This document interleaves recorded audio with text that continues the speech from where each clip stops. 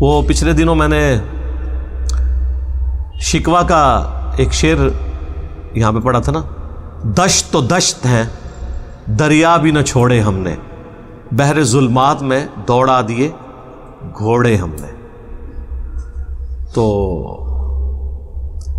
یہ انہوں نے ایک واقعے کی طرف اشارہ کیا تھا.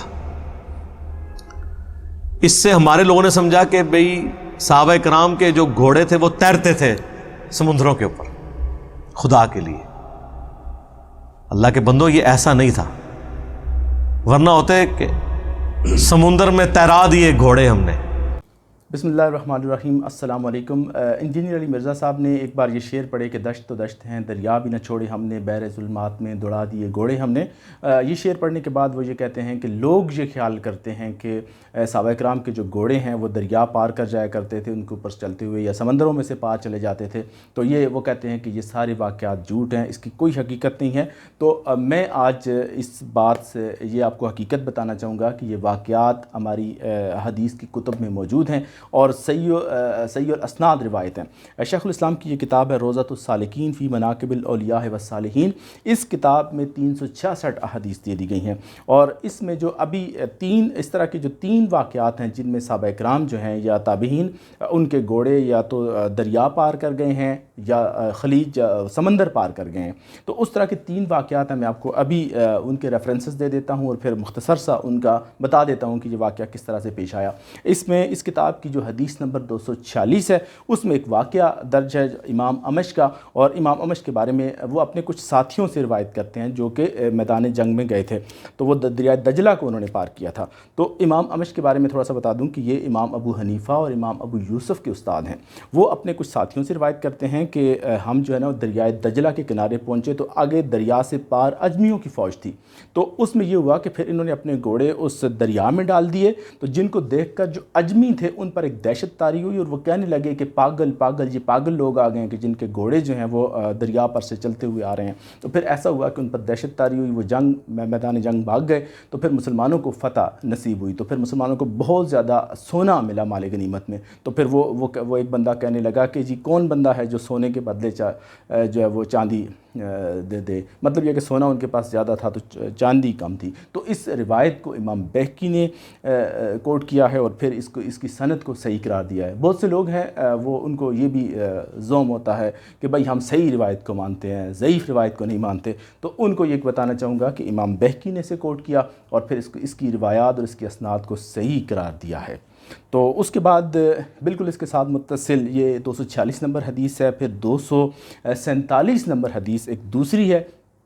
اس میں حضرت سلمان بن مغیرہ بیان کرتے ہیں کہ ابو مسلم خولانی دریائے دجلہ کی طرف آئے.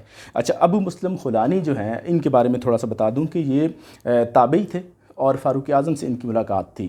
تو ابو مسلم خولانی وہ شخصیت تھے کہ مسلمہ کذاب جس نے جھوٹی نبوت کا دعویٰ کیا تھا اس نے ان کو اٹھا کے آگ میں پھینک دیا تھا. تو آگ ان پر ٹھنڈی ہو گئی تھی تو یہ آگ سے بحفاظت باہر آ گئے تھے. تو فاروق اعظم سے جب ان کی ملاقات ہوئی تو فاروق اعظم نے ان سے پوچھا تھا کہ آپ وہی ہیں جن کو اب مسلمہ کذاب نے آگ میں پھینکا تھا اور بحفاظت جو آپ باہر نکل آئے تھے؟ تو انہوں نے کہا ہاں میں وہی ہوں. تو وہ ان کے بارے میں ہے کہ ابو مسلم خولانی یہ صاحب کرامت شخصیت تھے. تو ایک تو وہ آگ سے بحفاظت آ گئے تھے، یہ ایک اور کتاب میں درج ہے. لیکن اس کتاب میں جو واقعہ درج ہے وہ یہ ہے کہ ایک بار یہ دریائے دجلہ کی طرف آئے. تو اب دریائے دجلہ میں کیا ہوا کہ وہ کہتے ہیں کہ اس وقت بڑی طغیانی کے ساتھ چل رہا تھا. اس میں یعنی کہ ایک سیلابی کیفیت تھی اور وہ لکڑیوں کو باہر اٹھا کے پھینک رہا تھا، اتنا طوفانی کیفیت تھی. تو وہ کہتے ہیں کہ وہ اس پر سے چلنے لگے اور اپنے ساتھیوں کو بھی کہا کہ میرے ساتھ چلو. تو وہ پھر جب دریا پار کر گئے تو وہ کہتے ہیں کہ آپ میں سے کسی کی کوئی چیز گم تو نہیں ہوئی، یعنی کہ پانی میں بہہ تو نہیں گئی؟ اگر بہہ گئی ہے تو آپ مجھے بتائیں تو میں اللہ سے طلب کرتا ہوں تو وہ چیز آپ کو مل جائے گی. یعنی کہ ان کو اللہ پر اتنا توکل اور بھروسہ تھا کہ وہ سمجھتے تھے کہ جو چیز اگر دریا میں بہہ گئی ہے اس طوفانی کیفیت میں بھی تو وہ بھی ان کو مل سکتی ہے. اس حدیث کو بھی امام بہقی نے روایت کیا ہے اور اس کی سند بھی صحیح ہے. تو آپ اندازہ کریں کہ دو روایات پانی پر سے چلنے، بندوں کے چلنے کی اور تابعین کی چلنے کی اور صحابہ کرام کے گھوڑوں کے چلنے کی روایت آپ کے سامنے میں نے بیان کر دی ہے. پھر اس کے بعد اسی کتاب میں 248 نمبر پر ایک اور روایت موجود ہے. روایت بہت لمبی ہے، میں صرف ایک جو اس کا ریلیونٹ حصہ ہے میں صرف وہ آپ کو بتا دیتا ہوں کہ حضرت انس رضی اللہ تعالیٰ عنہ بیان کرتے ہیں کہ فاروق اعظم نے ایک لشکر تیار کیا اور حضرت علا بن ازمی کو اس کا سپہ سالار مقرر کیا۔ تو یہ جو حضرت علا بن ازمی ہیں، انہوں نے جب وہ آگے چلے تو سمندری خلیج انہوں نے عبور کی۔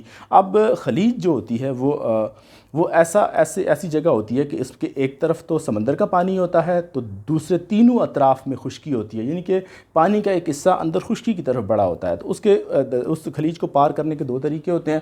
ایک تو یہ ہوتا ہے کہ آپ خلیج کو سیدھا اس پانی پر سے پار کر لیں، دوسرا یہ ہوتا ہے کہ آپ لمبا راستہ طے کر کے آئیں۔ تو اب چونکہ دشمن کی فوج پار جا چکی تھی، خلیج کے اس طرف تھی، تو انہوں نے کیا کیا کہ اپنے گھوڑے جو ہیں وہ اس خلیج میں ڈال دیے، سمندر میں ڈال دیے، تو وہ گھوڑے پانی پر سے چلتے ہوئے چلے گئے۔ اور روایت راوی بیان کرتے ہیں کہ ہمارے گھوڑوں کے جو سم ہیں وہ بھی پانی سے نہیں بھیگ گئے، یعنی کہ اس پر ایسے چل رہے تھے جیسے کہ وہ ایک سیدھے میدان میں چل رہے ہوں۔ تو وہ کہتے ہیں کہ ہم نے وہ خلیج پار کی، سمندر سے ہم پارلے طرف چلے گئے، وہاں ہم نے اپنے دشمن کو پایا، ان کے ساتھ ہم نے جنگ کی، پھر ان کو شکست دی، پھر شکست دینے کے بعد دوبارہ وہ کہتے ہیں کہ ہم دوبارہ اسی سمندری خلیج کے پاس آئے، پھر وہاں سے ہم دوبارہ اپنے گھوڑے پانی میں ڈالے اور وہ چلتے ہوئے دوبارہ واپس آ گئے۔ تو وہ پھر دوبارہ کہتے ہیں کہ ہمارے گھوڑوں کے جو سم ہیں وہ بھی نہیں بھیگے تھے۔ تو یہ روایت بھی امام بہقی اور امام لالکائی نے اس کو روایت کیا ہے۔ تو کہنے کا مقصد صرف یہ تھا کہ جو انجینئر علی مرزا صاحب ہیں وہ جو ہر بات کو کہتے ہیں کہ یہ جھوٹ ہے جھوٹ ہے، تو بعض دفعہ یہ ہوتا ہے کہ جو بندہ سب کو جھوٹا سمجھتا ہے اصل میں وہ خود جھوٹا ہوتا ہے، وہ خود جھوٹ بیان کرتا ہے، بڑے اعتماد سے بیان کرتا ہے، تو سننے والے سمجھتے ہیں کہ شاید یہ سچی بات کر رہا ہے۔ چونکہ لوگوں کی اسٹڈی اور مطالعہ نہیں ہوتا، تو اب چونکہ جب آپ کتب کا مطالعہ کرتے ہیں اور یہ چیزیں ہمارے سامنے آتی ہیں تو پھر ہمیں پتہ چلتا ہے۔ اب اگر کوئی شخص یہ کہے کہ جی میں امام بہقی کی روایت کو نہیں مانتا، امام امش کو نہیں مانتا، سلیمان بن مغیرہ، ابو مسلم خولانی، اور ان کو اگر وہ جھوٹا سمجھتا ہے تو اس کو اپنے ایمان کی خبر لینی چاہیے کہ وہ کس سٹیج پر ہے۔ یہ وہ لوگ ہیں جن کی ثقافت کو دنیا مانتی ہے۔ آج ان کی طرف سے جو روایت، اور اللہ تعالیٰ نے اپنا یہ دین قیامت تک کے لیے اس کو زندہ رکھنا تھا، تو پھر اس دین کا جن لوگوں سے اللہ نے کام لیا وہ لوگ ایسے چن کے اللہ نے لیے کہ جو کہ قابل بھروسہ اور قابل اعتماد تھے۔ اور میں یہاں ضمناً ایک بات کر دوں کہ سورہ فاتحہ میں جس وقت ہم نماز کے لیے کھڑے ہوتے ہیں تو اللہ سے ہم دعا مانگتے ہیں کہ باری تعالیٰ ہمیں سیدھی راہ دکھا۔ تو اللہ تعالیٰ نے یہ نہیں فرمایا کہ بھئی قرآن کی راہ سیدھی راہ ہے یا سنت کی راہ سیدھی راہ ہے، بے شک وہ سیدھی راہ ہے، لیکن اللہ تعالیٰ نے ایک بڑی جامع بات کی کہ انعام یافتہ بندوں کی راہ سیدھی راہ ہے۔ مطلب یہ ہوا کہ انعام یافتہ بندوں کے پیچھے جب آپ چلتے ہیں تو وہ قرآن اور سنت کی صحیح تعبیر کے ساتھ چل رہے ہوتے ہیں۔